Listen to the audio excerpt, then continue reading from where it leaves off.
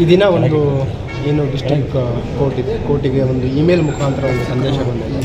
ಅದರಲ್ಲಿ ಖುಷಿ ಅಂತಂದರೆ ಬಾಂಬ್ ಥ್ರೆಟ್ ಒಂದು ಸಂದೇಶದ ಇಮೇಲ್ ಬಂದಿದೆ.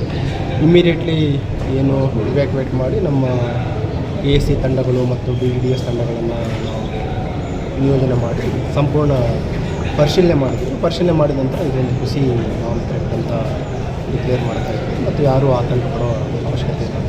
ಈ ಒಂದು ಇಮೇಲ್ ಏನಿದೆ ಇದ್ರ ಬಗ್ಗೆ ಸಂಬಂಧಿಸಿದಂತೆ ನಾವೊಂದು ಪ್ರಕರಣವನ್ನು ದಾಖಲು ಮಾಡಿಕೊಳ್ಳಲಿಕ್ಕೆ ಸ್ಥಳೀಯ ಸ್ಟೇಷನ್ ಬಜಾರ್ ಪೊಲೀಸ್ ಇನ್ಸ್ಪೆಕ್ಟರ್ಗೆ ಸೂಚನೆ ನೀಡಿದ್ದೀವಿ ಮತ್ತು ಪ್ರಕರಣ ದಾಖಲು ಮಾಡಿಕೊಂಡು ಯಾರು ಏನು ಕಳಿಸಿದ್ದಾರೆ ಅನ್ನೋದ್ರ ಬಗ್ಗೆ ಪರಿಶೀಲನೆ ಮಾಡ್ತಾರೆ. ಮೇಲ್ದಾಗ ಕೆಲವೊಂದಿಷ್ಟು ಜನ ಉಲ್ಲೇಖ ಮಾಡಿದ್ದಾರೆ, ಯಾರಿಗೂ ಬಿಡುಗಡೆ ಮಾಡಬೇಕು ಸಮಥಿಂಗ್.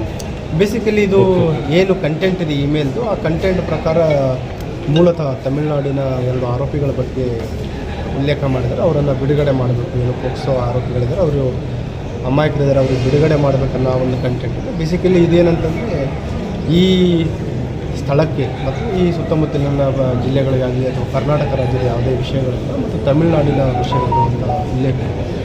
ಆ ಒಂದು ಹಿನ್ನೆಲೆಯಲ್ಲಿ ಪರಿಶೀಲನೆ ಮಾಡಿದ್ರು ಮತ್ತು ಯಾರೂ ಆತಂಕ ಪಡುವ ಅವಶ್ಯಕತೆ ಇಲ್ಲ ಅಂತ. ಸರ್, ಲಾಸ್ಟ್ ಟೈಮ್ ಇದೇ ಥರ ಒಂದು ಬಂದಿತ್ತು ಸರ್, ಇದೇನು ರಿಸೋರ್ಟ್ ಆಯಿತು?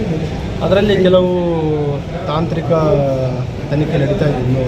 ಇನ್ನು ಕೆಲವು ದಿನಗಳ ಹಿಂದೆಯೂ ಕೂಡ ಇಲ್ಲಿ ಇದೇ ರೀತಿಯ ಒಂದು ಥ್ರೆಟ್ ಇಮೇಲ್ ಬಂದಿತ್ತು. ಆ ಹಿನ್ನೆಲೆಯಲ್ಲಿ ಕೂಡ ಪರಿಶೀಲನೆ ಮಾಡಲಾಗಿತ್ತು. ಆವಾಗಲೂ ಕೂಡ ಇದೊಂದು ಖುಷಿ ಬಾಂಬ್ ಥ್ರೆಟ್ ಇಮೇಲ್ ಅಂತ ಡಿಕ್ಲೇರ್ ಮಾಡಿದ್ವಿ. ಇವತ್ತು ಅದೇ ರೀತಿ ಈಗೆಲ್ಲ ಪರಿಶೀಲನೆ ಮಾಡಿದ್ದೀವಿ ಮತ್ತು ಯಾವುದೇ ಆತಂಕ ಪಡುವುದು ಅವಶ್ಯಕತೆ ಇಲ್ಲ.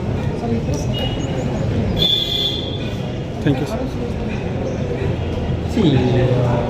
ಕೆಲವರು ಈ ರೀತಿ ಏನು ಟೆಕ್ನಾಲಜಿಯ ಒಂದು ದುರುಪಯೋಗ ಪಡಿಸ್ಕೊಳ್ತಾ ಇದ್ದಾರೆ, ಅವರಿಗೂ ಕೂಡ ಆದಷ್ಟು ಬೇಗ ನಾವು ಪತ್ತೆ ಮಾಡ್ತೀವಿ. ಅವನನ್ನು ಯಾರು ಕಳಿಸಿದ್ದಾರೆ ಅವರನ್ನು ಕೂಡ ಪತ್ತೆ ಮಾಡ್ತೀವಿ.